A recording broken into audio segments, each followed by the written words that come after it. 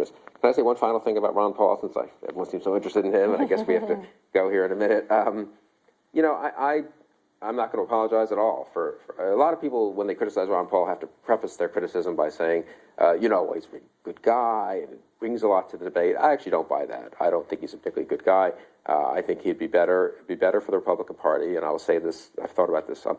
I think it would be better for the Republican Party if he left the Republican Party. A lot of Republicans are spending a lot of time, how do we keep Ron Paul in the tent?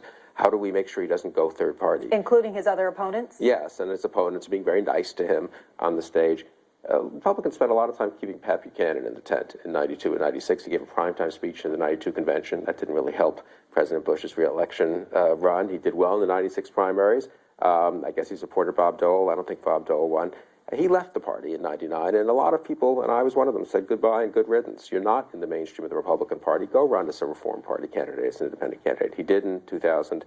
He didn't get many votes, and actually George W. Bush, I think, was helped. The Republican Party was helped to be free of Buchanan's extreme isolationism, protectionism, anti-Israel views, and the like.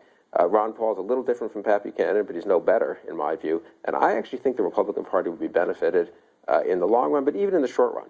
Even in this 2012 election? Yes. Look how many Democrats and independents are voting for Paul in these primaries. So you think it would hurt President Obama in a general election? I don't know, honestly, but I would just feel more comfortable as a Republican and as a conservative saying, you know what, our party, if Ron Paul can do whatever he wants, and his supporters obviously can do whatever they want, and if he wants to support whoever the Republican nominee is, people are free to support whoever they want. But I don't think anyone should plead with him not to run or to stay in the party, and I would be comfortable in the general election if Mitt Romney or Rick Santorum or Newt Gingrich were standing as the Republican in the Reagan tradition and debating both Barack Obama and Ron Paul.